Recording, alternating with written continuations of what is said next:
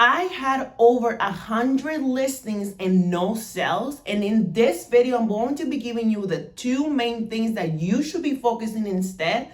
And also make sure that you stay to the end because I'm going to be giving you like the number one mistake that most Etsy sellers make. The number one thing that you should be focusing on is your mindset. I'm sure you probably thought like, wait, I shouldn't be, learning how to design and how to list and SEO and all these things. This is the thing. Those are all skill levels that you will eventually learn. We're all here teaching you how to do that. Eventually you will become a master at it. Some people will be faster than others are learning the skill of this business.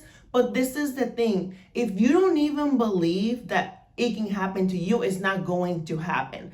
90% of this business or 90% of anything that you probably do in life comes down to the mindset. It comes down to the way that you think. If you don't even believe in yourself, if you don't even believe that there's money to be made on Etsy, if you still think that t-shirts are too saturated, if you still think that people that make money, started in 2020, then of course it's not going to happen. It does not matter what skill you learn, you're still not going to be successful. Because if all it took for this business, like to be successful, to make it to six figures, was knowing the skill, there will be a lot more people that were successful already. So you have to work on the way that you think. You have to take all this like negative thinking. And I know our brain is made to protect us. It's meant to keep us all nice and comfortable. And the moment that you decide something, different or new or that take you out of that comfort zone, your brain is gonna be like, oh, don't do it, don't risk it. So you have to challenge that, right? You have to believe in yourself. You have to say, if these people did it, so can I. When you watch all those interviews that are inspiring, think, if they did it, I can do it too, right? If, the people are around you are not supporting you, they're laughing at you, then you have to cut those people out. And of course, it's a lot harder to cut family out, but maybe don't tell them. When I started my Etsy business, I didn't tell anybody what I was doing. So work in silence, don't tell a soul, but change who you surround with, because who you surround yourself with can also make you or break you.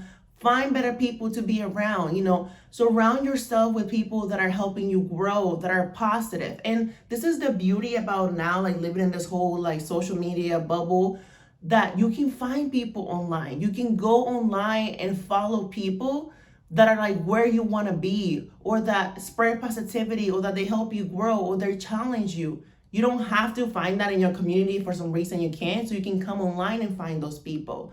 But you really have to work on the way that you think. You have to almost become a whole new person, and you have to change the way that you operate in order for you to find success. So if you don't even work on that, it doesn't matter what I teach you here, you're still not going to be successful. So you truly have to spend the time questioning everything that comes to your brain. Is Etsy too saturated? Is there too much competition? Is there no money to be made with t-shirts? Go and find out, because there's so many people that just started that are making a ton of money in this business. So go question all these things that your brain is feeding you. Go surround yourself with people that are inspiring you, that are helping you grow. Negative Nancy's are not going to take you anywhere. And then there's this one song that like came out like back in like the early 2000s, and literally is like, the lyrics is like, literally says like, this is your life, are you who you want to be? Guys, this is not a rehearsal. Like, the life that we are all living right now is our life. We don't get to do this over again. So are you living the life that you're wanting to be? Because do you want to look back 5, 10, 15 years from now and be in regret? Are you going to be saying, I wish I would have taken this print on demand seriously? Or are you going to be living in regret, wishing that I wish I would have like gone all in. I wish I would have done this. I wish. I don't want to live like that. I don't want to live a life of regret. I want to jump right in, be afraid, and do it anyway. And make sure that you are thinking, this is the life that you're living. Are you who you want to be? Are you where you want to be? So really, truly focus on that mindset first. Because this is the thing. If you have like a lot of listings right now and you are making no sales, I really need you to dig deep and think about the way that you're thinking. Because if you don't even believe that you can make money doing this business, It does not matter the skill level or what I teach you, or you coming to YouTube and learning from other print-on-demand YouTubers. Like, nothing is going to help if you don't even believe that it's possible for you. The second thing is research. Guys, you gotta spend time doing research. And if you're not new here, you know that I talk about this all the time, and I'm going to be talking about it until you finally get it. Research is king. The man is king. This business is not about what you like, what you think is cute. It's all about the customer. You are not your ideal buyer. Like, you're not coming in and buying from your shop. Guys, nothing that I have on my shop, I will want to wear. So everything and every decision that I have made has been about my customer. So you have to spend the time like looking at what people are liking, what people are not liking, colors, fonts, placement. Research even happens everywhere, like outside of Etsy. Like, I love to do research on Etsy, but I also love to do research outside of Etsy. So this is like, rabbit holes are your best friend. Like, literally, like going in and searching. Like, you can even start broad, like women's gift, women's shirts, and literally just taking a glance at everything you are seeing. It's letting kind of like your brains and your eyes soak everything that you see. So when you sit down to design, it's so much faster, right? And you also are creating items that are adding value, because what you did is you did research everywhere. You didn't just look at like 1 to 2 bestsellers and then you sit down and say, let me design, because then what happens? A design ends up looking like the bestseller, and then you still don't sell, because why would somebody come buy from you that you have no reviews, no sales, versus this shop that has a tons of reviews and sales? So this is why you have to spend a lot of time researching. You have to spend more time researching than designing, and not just research in the niches that you're in. Go outside of the niches that you're at, right? Go and research broad, like gifts, sweatshirts. Go even outside of the products that you sell. If you sell t-shirts, go look at sweatshirts, go look at mugs, go look at templates, go look at blankets. When I'm telling you that inspiration is everywhere, you can grab things from outside of the products that you sell and bring it into like what you sell and help you stand out even more so. So you have to spend the time doing this. You cannot skim on this. You cannot say this is boring, I don't want to do this. If you want to continue to keep adding like listings that nobody wants, go ahead and do that. If you want to keep making it about what you want to do, go ahead and keep doing that. But you're not going to make any money until you realize that you have to spend the time doing research, because you don't know what's best. You have to go look and train your eyes to learn what customers are looking for. If you want to make money in this business, this is how you do that. Because when you do this, people will land on your listings and they'll be like, oh my God, this was made for me. I have to buy this. That's the power of research. So you have to spend the time doing this. Whether you have 5 minutes to do it, 20 minutes, an hour, whatever time that you do this. Do this every single day, multiple times a day, wherever. Like, I used to literally go sit at like a Starbucks lines, guys, and I would sit there and open like Etsy and I would do research. Like, you can do this anywhere, whatever pockets of times that you have. If you're super busy, instead of like sitting there and scrolling on social media or finding out what your favorite celebrity is doing, go and research. Like, you can use social media to go and research, but make it productive, because this is what's truly going to make you money in this business. And if you're still like overwhelmed with research, you don't even know where to begin, because this is the thing. It's not like step 1, do this, step 2, do this. I wish it was that simple. I wish I could just tell you, you know what I mean? Step 1, it's not like that. It's like you gotta go into all the different rabbit holes.